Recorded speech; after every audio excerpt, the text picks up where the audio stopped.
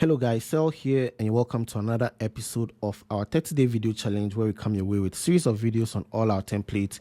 In today's episode, we are going to look at our ISO 45001 gap analysis tool. We've already looked at the health and safety gap analysis tool from our previous video and been able to establish the fact that not all organizations subscribe to the ISO standard, and for that reason, you want to use a standard criteria that is generally acceptable, like a national standard criteria for health and safety management system. All right.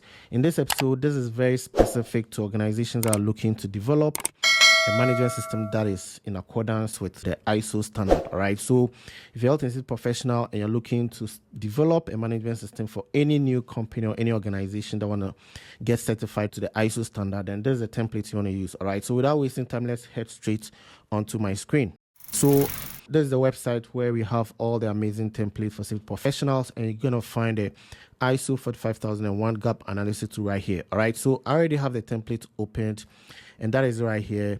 And the template is about the fact that we're identifying gaps to ascertain again the level of implementation of the standard criteria in order to come with improvement action. All right. So the template follows a particular structure like all our templates, and as you can see, we are looking at all these sections. All right, so we have the table of content, and that gives us an overview of what the template is all about.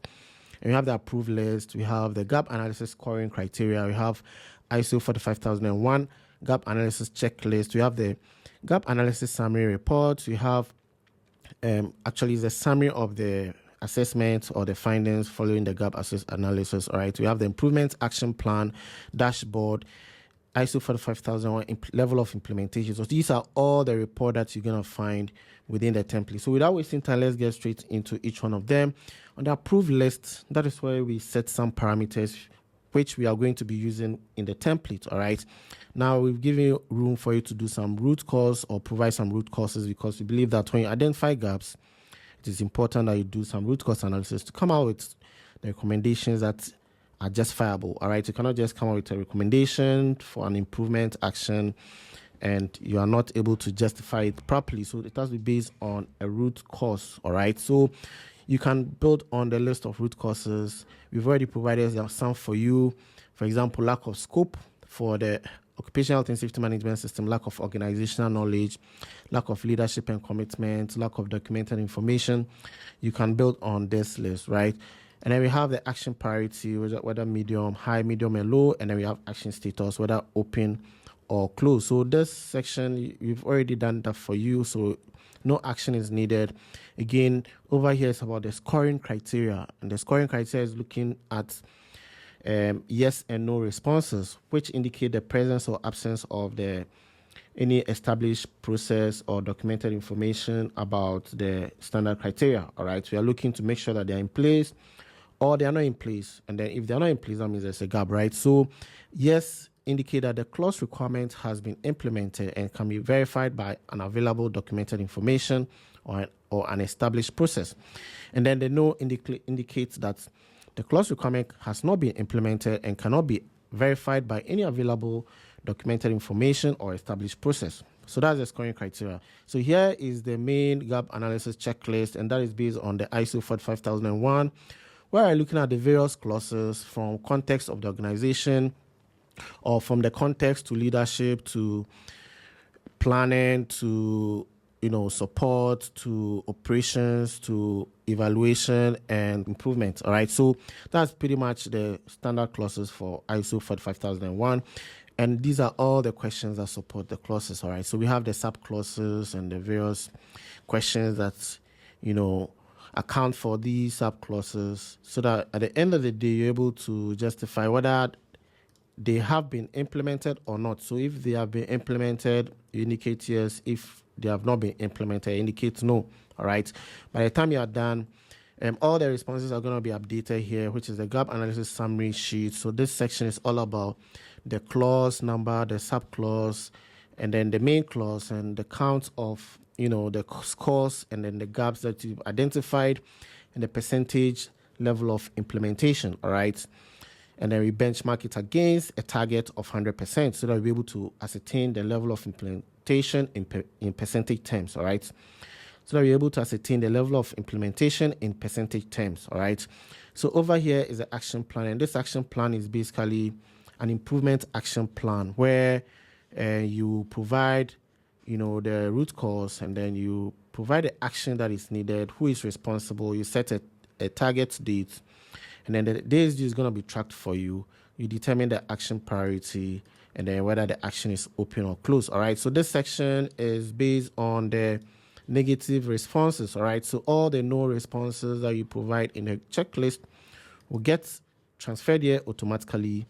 For example, this 4.1Q2, right? If I come all the way to the checklist and I look at 4.1Q2 here, this is where we had the first no. If I delete this, all right, or if I change it to yes, you notice that on our improvement plan, here is going to be blank, indicating that, we got a yes, and for that reason, it's not going to populate here, all right? However, if it was a no, then it's going to populate right here, and that's it right there, all right? So once you have all the no responses, you just select the root cause, you provide the action needed, the responsible party or person who is supposed to fix it, and that's possibly you if you are the person looking to upgrade the management system. If not, then you want to identify whoever is responsible to develop the documented information or action this very recommendation. All right, so we have the dashboard, and that is very important in enabling us to report on our gap analysis. In fact, gap analysis is an activity, it's an AHS activity, and it is important that we're able to demonstrate how we've been able to, establish the gap with adequate reporting. And there's what is actually making it easy for us to report, because now you're able to have a better perspective about the exercise we carried out. And as you can see, we've been able to establish what the gap is in the management system. We can be able to now establish the level of implementation of the management system in accordance with the standard criteria. We're able to also ascertain the number of the count of the gaps, and the count of standard criteria that have been implemented as per the questions in the checklist.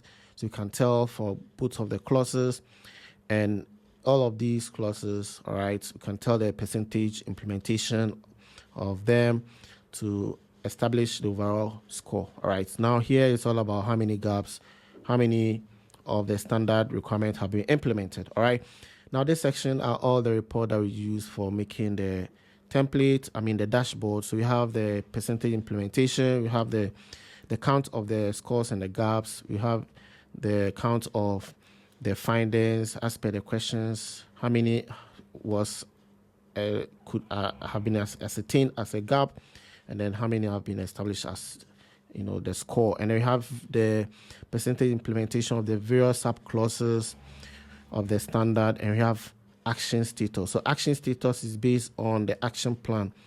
All the actions are open, so that indicates that we have 7 actions that have been opened. So that's how exciting this template is, and that is just supposed to help us to be able to report on our gap analysis on an organization that is looking to develop a management system in accordance with the ISO's 45001 standard. All right, so thank you all for your attention. In case you're interested in this template, all you need to do is just head over here, click on this into this page where you can actually understand the template by reading more about it, and then you click download file. It's going to take you to the download page, and you can actually download this file.